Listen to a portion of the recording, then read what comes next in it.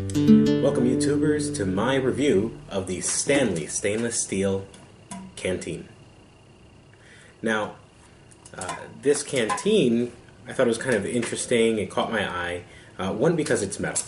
And a lot of canteens now are that Nalgene material, that plastic, and you can't really boil water in them. So I wanted something that I can take with me, that I can boil water in, as well as transport water.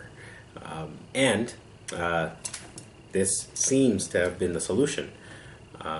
We have yet to see. I haven't taken this out yet. But I did notice a couple things that I did like. For instance, this two-stage cap that it comes with.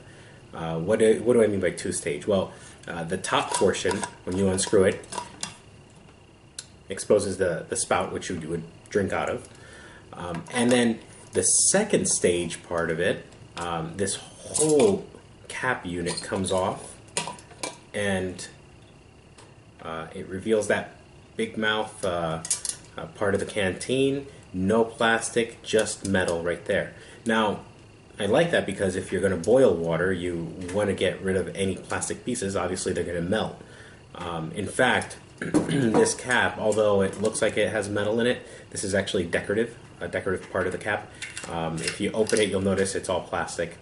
That's the only metal part about it. Actually, and these two little pins in the hinge. So if this gets too hot, it's going to melt, and then you won't be able to transport water anymore. So take this off if you are going to boil water in this canteen. But one thing I didn't like was it comes with this strap. It's like this this webbing material. The thing is that they didn't make it so that you can take it off. So it's kind of stuck to these little brackets here. So what I decided to do was actually remove them. Right now I just have them held on really right there, but I actually cut them so that I can take them off.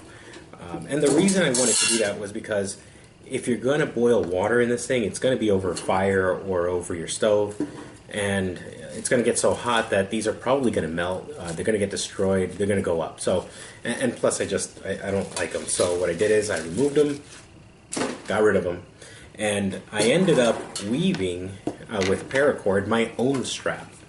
You see here, I did that. I think it's called the Cobra stitching on this, and I ended up measuring from around my shoulder down the side here, where this canteen would actually rest,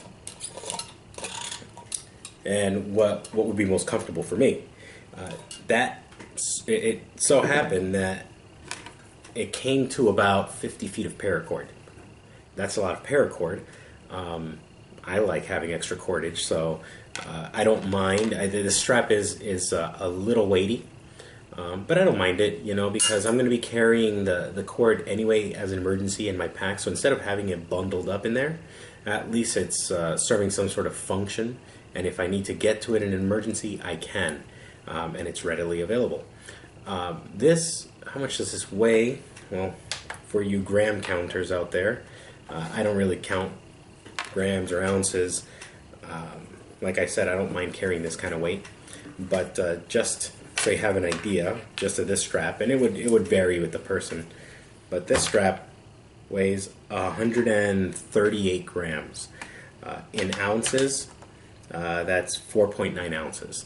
Yes, I know it's kind of heavy, but like I said, I don't mind carrying it. So really, the reason that I'm doing this review is not so much so we can look at how shiny this is, or its little plastic parts or anything like that.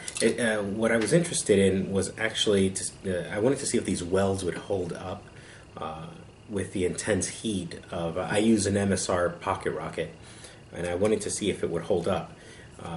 I got a little scared because after I bought the canteen, I was so excited about it, and I bought it. And then I started looking at some reviews. I think it was, I read somewhere, or if it was in YouTube. Anyway, somebody had trouble with the canteen. They said that the leaks failed and it started to leak water. I'm sorry, the welds failed and it started to leak water. So that's what we're going to test today. So it's not really a boil test. So It's not a test on how long it's going to take to boil the water, so don't worry about that. But we are going to see if we can bring the water to a boil, leave it on for a few seconds, whatever is reasonable, and then turn it off, and then examine the weld to see if it holds. So I'm going to be using my pocket rocket, and let's turn it on. So we'll just put this on low so that I don't burn myself, and let's see what happens.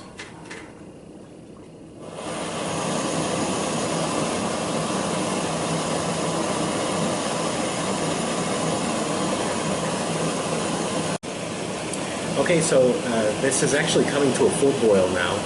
Before I continue, talking a little bit more about the strap, I actually connected, or actually added these little S-hooks to the end of the strap.